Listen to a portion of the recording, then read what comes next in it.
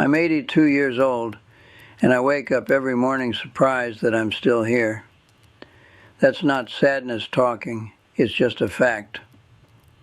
At my age, you begin to count things differently. Not in years anymore, but in mornings. In how many cups of coffee you might have left. In how many times you'll see the same sunlight fall across the kitchen table. My wife has been gone 3 years now.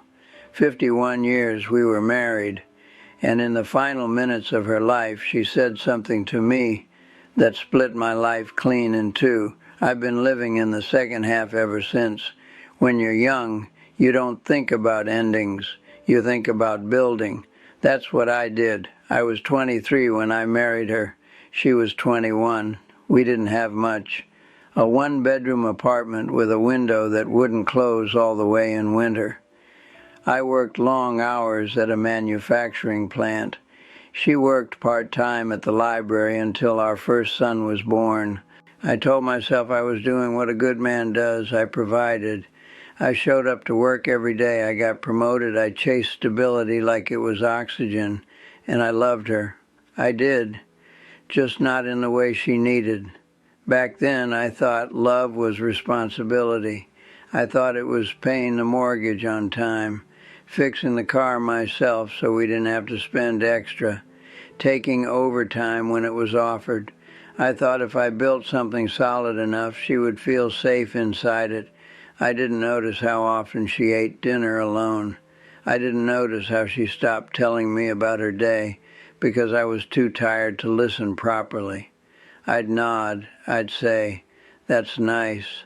My eyes on the television, my mind still at work. She never complained much. That was the dangerous part. She adjusted. She learned how to live around my absence even when I was sitting right there. We had 2 boys. I coached a few of their games when they were young, but mostly I was working. I remember promising myself that once I got the next promotion, I'd slow down. Once the house was paid off. Once the college funds were secure. There was always a once. Once things settled. Once we got ahead. Once I felt like I could breathe. But life doesn't settle. It just keeps moving. And you move with it, or you miss it. She used to wait up for me when I worked late. I'd come in after 10, sometimes 11. The house dark except for the kitchen light. She'd be sitting there with a book open, but not really reading. "I wanted to see you," she'd say. And I'd kiss her forehead, grab something from the fridge, and tell her she didn't have to wait up like that. What I meant was, "I'm tired." What she heard was, "You don't matter enough." I see that now. In our 40s, things were good on paper. The house was bigger, the cars were newer. We took a vacation every summer. I remember one trip to the coast. She stood at the edge of the water, her hair whipping in the wind, looking out at the horizon like she was searching for something. "Isn't it beautiful?" she said. I said yes, but I was already thinking about the emails piling up at work. It sounds cruel when I say it out loud, but at the time it felt reasonable, necessary even. I thought there would be more summers. Our boys grew up, left for college. The house got quieter. That's when she started asking me to sit with her in the evenings. No television, just sit on the porch. I'd try. For a while, but I was restless. My hands itched for tasks, for problems to solve. Silence made me uncomfortable. I didn't know how to just be with her. She did, though. She could sit there for an hour watching the sky change colors. She'd reach for my hand sometimes. I'd hold it, but my mind wandered. I wasn't unfaithful. I wasn't mean. I never raised my hand to her. In my mind, I was a good husband. That's what makes this harder to admit. The damage wasn't loud. It was quiet. It was small dismissals, half-listened conversations. Birthdays where I bought the gift but forgot the card. Anniversaries where I suggested a nice restaurant but spent most of dinner talking about work. She started doing things alone, visiting friends, taking short trips with her sister. I told myself it was healthy, independence. Maybe it was loneliness. When she turned 75, she got sick. It started with fatigue, then tests, then more tests. The word cancer hung in the air like something unreal. We'd always been relatively healthy. I thought we'd have more time. There's that word again. The treatments were hard on her. I drove her to every appointment, sat beside her in the hospital. I held her hand then. I listened. I really listened. It was the first time in years that nothing else mattered, and I saw her clearly. The lines on her face, the softness in her eyes, the way she still smiled at the nurses, even when she was in pain. One night, about a week before she passed, we were alone in her hospital room.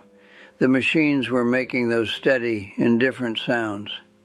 I was sitting close, holding her hand like I was afraid she'd float away. She looked at me for a long time before speaking. "You were always working so hard," she said. There was no anger in her voice, just something tired. Honest. "I know," I told her. "I wanted to give you everything." She squeezed my hand, weak but steady. "I didn't need everything," she said. "I just needed you." That was it. No accusation, no long speech, just that one sentence. I just needed you. In that moment, I felt something collapse inside me. 51 years rearranged themselves in my mind. All the late nights, all the onces, all the times I chose the future over the present, and there was no arguing with it. She wasn't wrong. She passed 3 days later. I was there. I told her I loved her. I don't know if she heard me. The house is very quiet now, too quiet. I sit on the porch most evenings. I do what she used to ask me to do. I watch the sky change colors.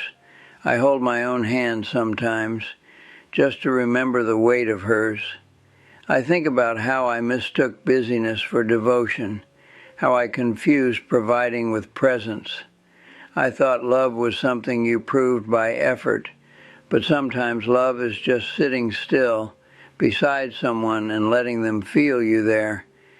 You don't notice what's slipping away when it's happening slowly. A missed conversation here, a distracted nod there. You think there will be time to circle back, to do it better later. Later's a fragile promise. Our boys visit when they can. They're good men, hard-working. I see myself in them, and that scares me a little. I try to tell them stories about their mother, not the big milestones, the small things, how she hummed while washing dishes, how she liked her coffee too sweet, how she waited up for me. I don't tell them outright what I'm telling you now. I don't say, "Don't make my mistake." It's not that simple. We all think we're doing the right thing at the time. But if you're listening to this and you still have someone sitting across from you at the dinner table, look up. Put the phone down. Let the email wait. Let the task remain unfinished for a little while. Because one day you'll sit in a quiet house with all the tasks completed, the mortgage paid, the career finished, and the only thing you'll want is the sound of their voice in the next room.